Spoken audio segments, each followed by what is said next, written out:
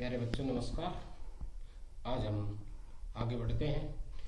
अब तक हम जो आधारभूत आकार जो है, आधारभूत ज्योमेट्रिक रचनाएं कौन को समझना है, तो उनमें आज हम पढ़ेंगे बहुभुज और त्रिविमीय आकार। त्रिविमीय आकार का मतलब होता है थ्री डायमेंशनल, जिसकी तीन विमाएं हो, लंबाई चौड़ाई मोटाई, इस तरह से तीन विमाएं हो। त्रिआयामी, त्रिविमीय कहते हैं या त्रिआयामी। हमारे मैथ में दो तरह की आकृतियां होती हैं, हम जो पढ़ते हैं, एक द्विआयामी और एक त्रिआयामी। द्विआयामी यानी कि बहुभुज, बहुभुज है वो द्विआयामी है, और ठोस आकृतियां है वो त्रिविमीय। आज हम इन दोनों को पढ़ेंगे और बताएंगे कि कौन सी द्विआयामी है और कौन सी त्रिआयामी। द्विआयामी यानी कि बहुभुज में, द्विआयामी में हम पढ़ेंगे बहुभुज। बहुभुज क्या होती है? तो बहुभुज होती है, बहुभुज की परिभाषा क्या है? ऐसी बंद आकृति जो केवल रेखाखंडों से बनी हो या रेखाखंडों से बनी बंद आकृति को हम बहुभुज कहते हैं। केवल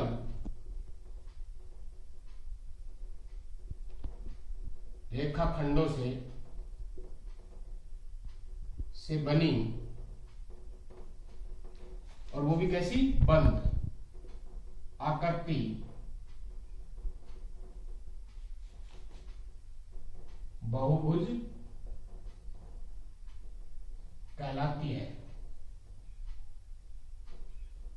यानी कि ऐसी कोई भी आकृति हो जो केवल किससे बनी हो? रेखाखंडों से बनी हो और बंद हो। खुली और बंद आकृति आप पढ़ चुके हो। खुली आकृति जहां से हम शुरुआत करें वहां पर उसका अंत ना करें, जैसे कि ये है, ये खुली आकृति है। यहां हमने इसको शुरुआत यहां से करी है, आरंभ यहां से किया है और अंत यहां किया है, तो इसका आरंभ बिंदु और अंतिम बिंदु अलग अलग है, इसलिए ये खुली आकृति है। बंद आकृति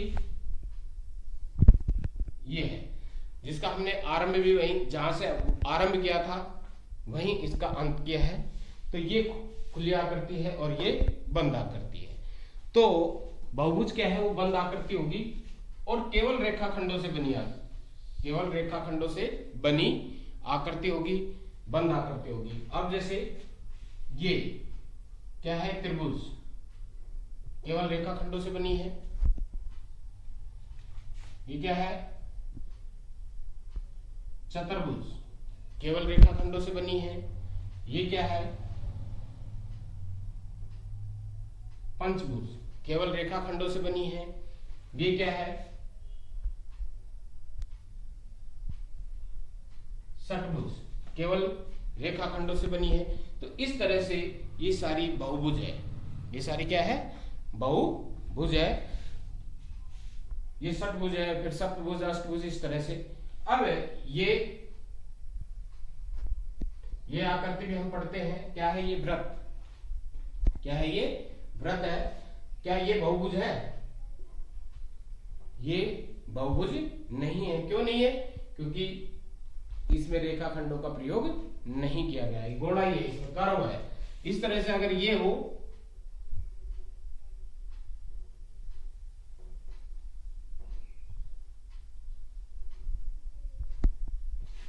ये भी बहुभुज नहीं है। क्यों? क्योंकि ये इसका ये हिस्सा है, ये क्या है? गोलाई है, कर्व है।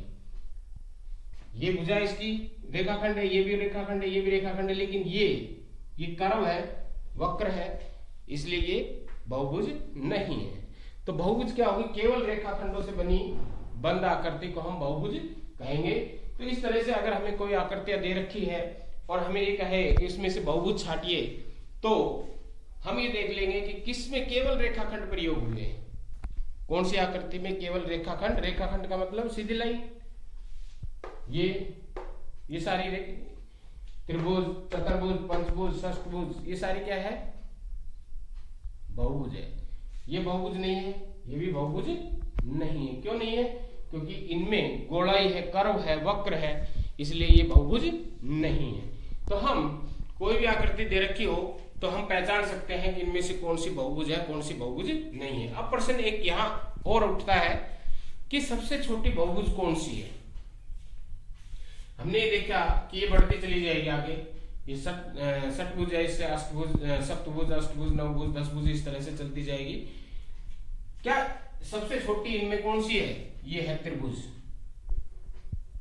इसमें 3 भुजा है, 1 2 3, फिर बढ़ती चली गई, 4 होगी, 5 होगी, 6 होगी, इस तरह से आगे बढ़ते चले जाएंगे, तो इनकी भुजाओं की संख्या बढ़ती चली जाएगी। तो क्या इनमें हमने अभी पैटर्न को हमने देखा, तो सबसे छोटी बहुभुज है वो कौन सी है? कौन सी है? आप देखोगे तो इस पैटर्न को देखोगे, इस पैटर्न को देखोगे तो आपको समझ में आ जाएगा कि सबसे छोटी कौन सी है? ये त्रिभुज है। सबसे छोटी कौन सी है? त्रिभुज। अब ये है, क्या इससे छोटी भी हो सकती है?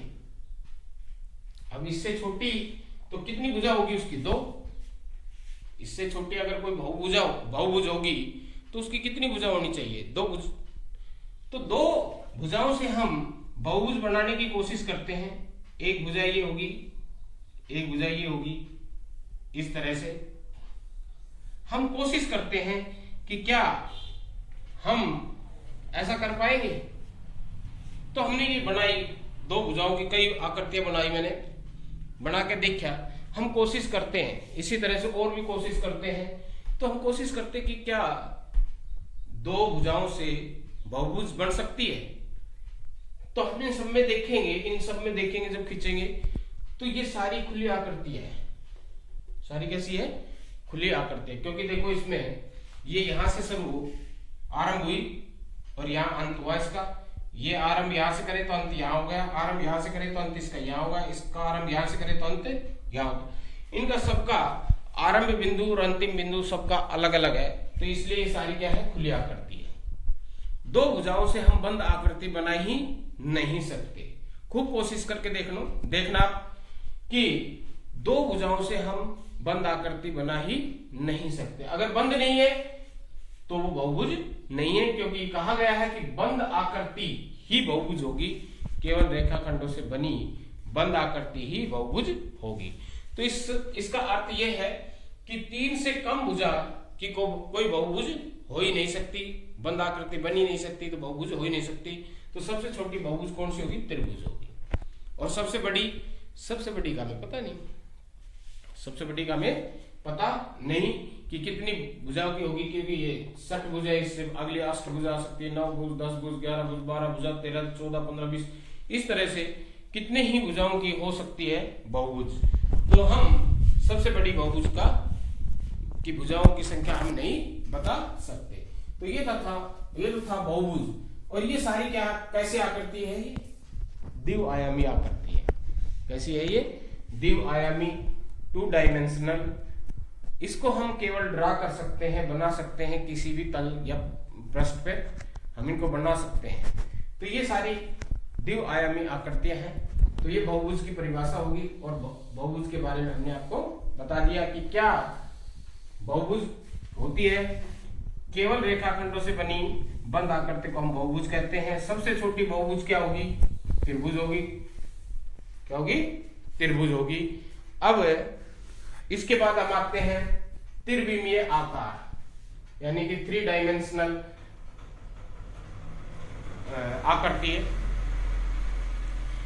या त्रिविमीय, हिंदी में त्रिविमीय या त्रिआयामी, ठीक है, कह सकते हैं। त्रिविमीय आकार कह सकते हैं, 3 डायमेंशनल कह सकते हैं इंग्लिश में, और त्रिआयामी आकृतियां कह सकते हैं। उनके बारे में अब पढ़ेंगे। अभी हमने देखा कि एक त्रिभुज है, द्विआयामी है। अब जैसे देखो,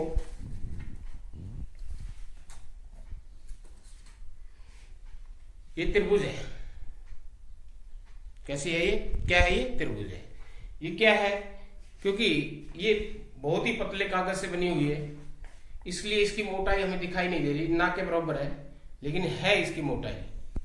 इसकी कागज की मोटाई कुछ तो है। ये मिलीमीटर में नहीं, माइक्रोन में तो मिलीमीटर में तो होगी ये। लेकिन अगर हम इसकी मोटाई को नगण्य मान ले, ना के बराबर मान ले, तो ये क्या होगी? त्रिभुज होगी। और इसको हम ड्रा कर सकते हैं किसी भी पृष्ठ या तल के ऊपर। लेकिन अगर हम इस त्रिभुज के ऊपर एक के ऊपर एक त्रिभुज हम जताते चले जाएं इस तरह से,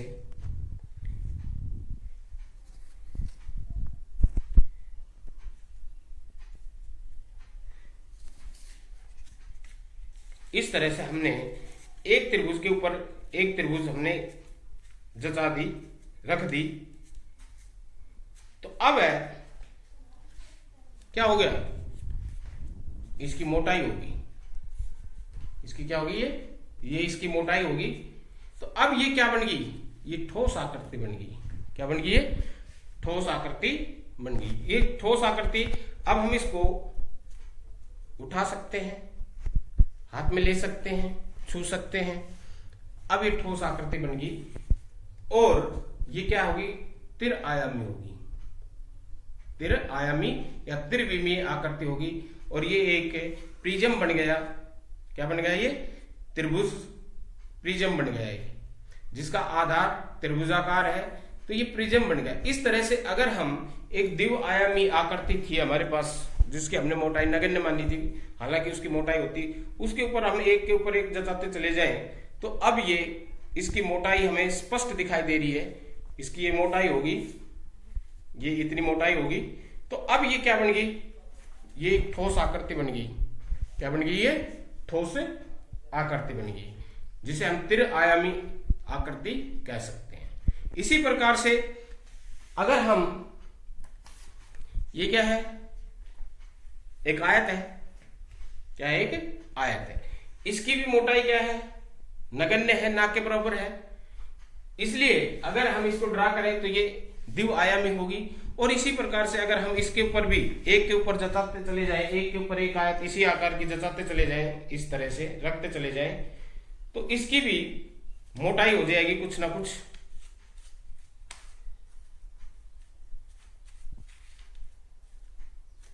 ये मोटाई होगी इसकी, ये मोटाई होगी इसकी, क्या होगी, ये मोटाई। अब ये क्या बन गया, अब ये घनाभ बन गया। क्या बन गया, ये घनाभ, त्रिआयामी हो गया। अब ये घनाभ, ये इसकी लंबाई है, ये इसकी लंबाई है, ये इसकी चौड़ाई है और ये इसकी मोटाई है। तो तीन विमाएं होगी, लंबाई, चौड़ाई और ये इसकी मोटाई। ये इसकी क्या होगी, मोटाई। तो इस तरह से, या मोटाई कहते हैं, इस तरह से रखे तो ये इसकी ऊंचाई होगी और इस तरह से देखे तो इसकी मोटाई होगी। मोटाई और ऊंचाई दोनों बस सिर्फ नाम का फर्क है, बाकी है एक ही। उसको अगर हम रख रखा है तो ऊंचाई होगी, हाथ में ले रखा है तो ये उसकी मोटाई होगी।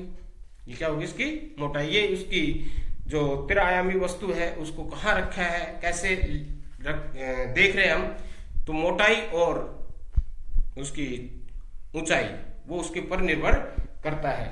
तो अब ये त्रिआयामी बन गई, ये एक घनाभ बन गया, या इसको हम कह सकते हैं आयताकार प्रिज्म। जिस तरह से वो था त्रिभुजाकार प्रिज्म जिसका आधार त्रिभुज था, इसका आधार क्या है, आयत है। इसका आधार क्या है, आयत है। तो ये आयताकार प्रिज्म बन गया, या इसे हम घनाभ कह सकते हैं। इसी तरह से अगर हम ये वर्ग लें, ये भी अगर इसको हम ड्रा कर रहे हैं तो ये क्या है, इसकी भी मोटाई नगण्य है, ना के बराबर है। तो अगर हम इसके ऊपर एक के ऊपर जताते चले जाएं इस तरह से, और उतनी ही इसकी मोटाई ले ले जितनी की इसकी लंबाई है, इसकी ऊंचाई है, चौड़ाई है। इसकी लंबाई, चौड़ाई, ऊंचाई तीनों चीज बराबर है, इसलिए घन बन गया। क्या बन गया, ये घन।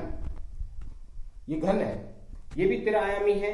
ये इसकी मान लो लंबाई है, ये चौड़ाई है, और ना ये लंबाई है, ये चौड़ाई है, और ये इसकी ऊंचाई होगी।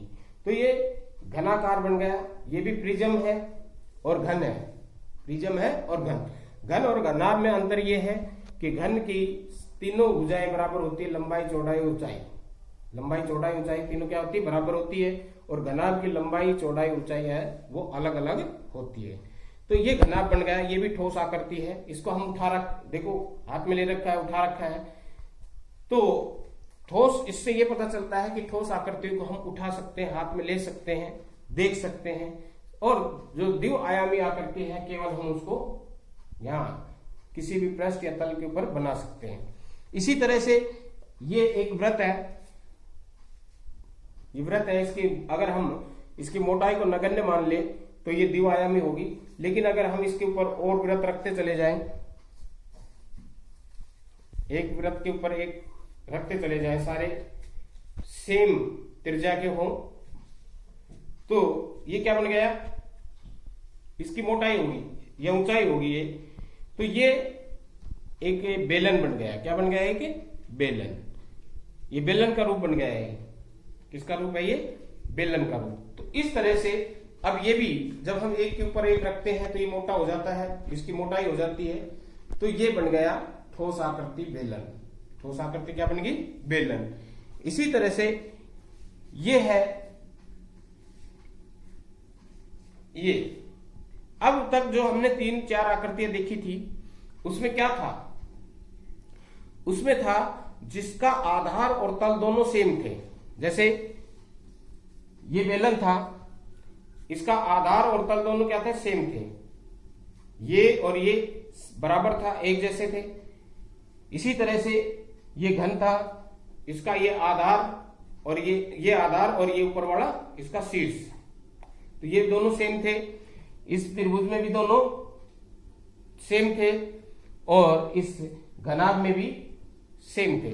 तो इस तरह से अब तक जो हमने आकृतियां देखी थी उसका आधार और उसका शीर्ष दोनों सेम थे। लेकिन इसका आधार और शीर्ष सेम नहीं है, इसका शीर्ष है वो नुकीला है।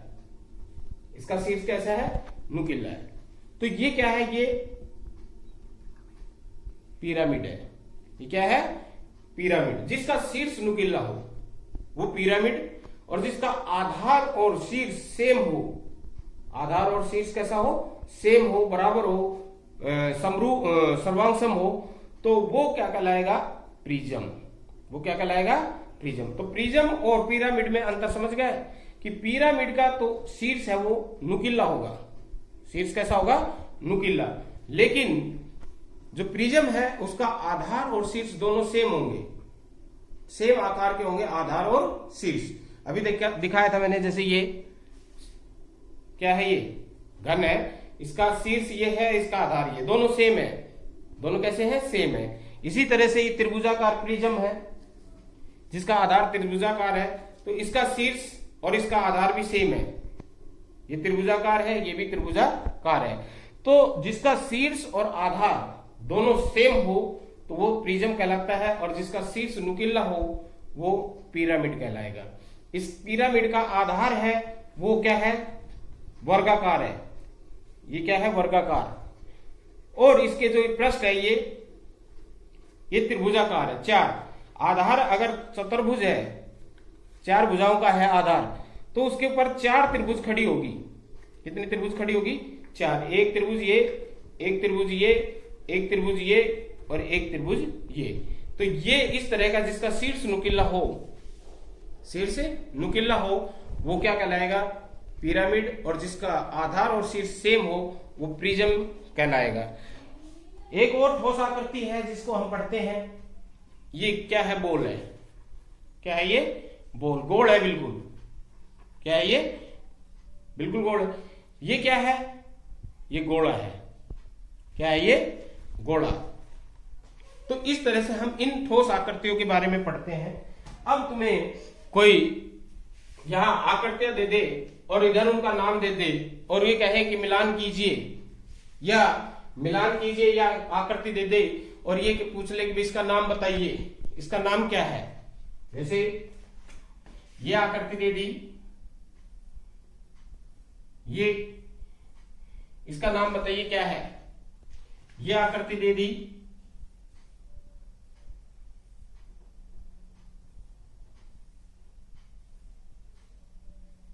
इसका नाम बताइए क्या है। ये आकृति दे दी,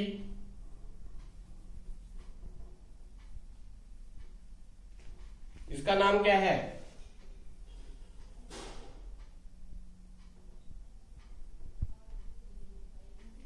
ये आकृति दे दी, इसका नाम बताइए क्या है ये। तो इस तरह से ये आकृति दे दी,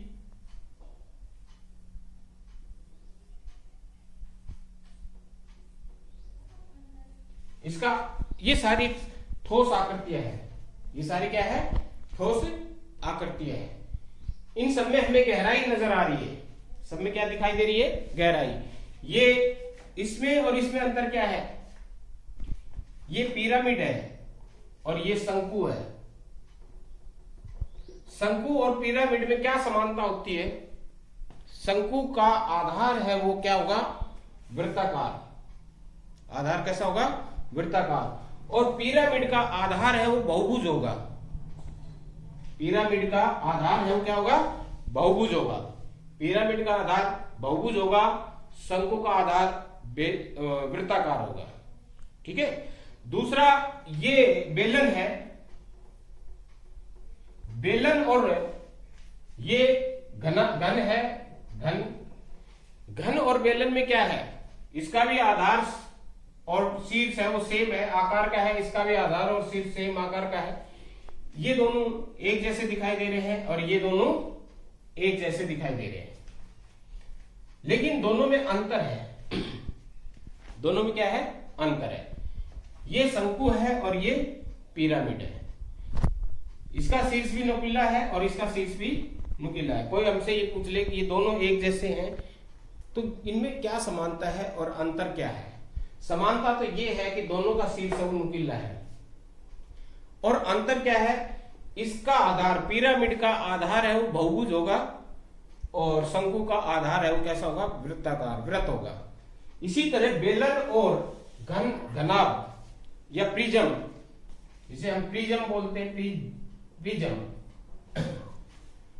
प्रिज्म है वो चाहे घनाभाकार का हो चाहे त्रिभुजाकार का हो, जैसा अभी हमने दिखाया था जिसका आधार त्रिभुज का आकार का हो, ये सारे प्रिज्म है। प्रिज्म और बेलन में क्या अंतर है? वही अंतर जिस तरह से शंकु और पिरामिड में है। इसका आधार और शीर्ष सेम है, प्रिज्म का भी आधार और शीर्ष सेम होगा। तो बेलन और प्रिज्म में अंतर पूछ लिया जाए कि बेलन और प्रिज्म में अंतर क्या है, तो वही अंतर है जो पिरामिड और शंकु में है। बेलन का जो आधार है वो वृत्ताकार होगा और प्रिज्म का जो आधार है वो बहुभुज होगा। आधार क्या होगा? बहुभुज। प्रिज्म का आधार बहुभुज होगा, बेलन का आधार वृत्ताकार होगा। इनमें समानता दोनों में ये है कि दोनों का आधार और शीर्ष समान होगा। आधार और शीर्ष कैसा होगा? समान होगा। अंतर क्या है? इसका आधार है वो वृत्ताकार होगा और इसका आधार बहुभुज होगा। इसी तरह से पिरामिड और शंकु में अंतर है। दोनों का शीर्ष है वो नुकीला है, लेकिन दोनों का आधार में अंतर है। इसका आधार है वो बहुभुज होगा और इसका आधार क्या होगा? वृत्ताकार। तो आज इतना ही। अच्छी तरह आशा है कि अच्छी तरह से आप समझ गए होंगे इन ठोस आकृतियों को कि ये ठोस आकृतियां हम कैसे पहचानेंगे। इनमें सब में गहराई नजर आएगी, गहराई नजर आएगी। तो ये ठोस आकृतियां हैं। इनको द्विआयामी और त्रिआयामी आकृतियों में अंतर यही है कि द्विआयामी आकृतियों को हम किसी भी पृष्ठ या तल के ऊपर ड्रॉ कर सकते हैं, उनको हम हाथ में नहीं ले सकते, उठा नहीं सकते। लेकिन जो त्रिआयामी वस्तुएं हैं, आकृतियां हैं, उनको हम हाथ में ले सकते हैं, उठा सकते हैं।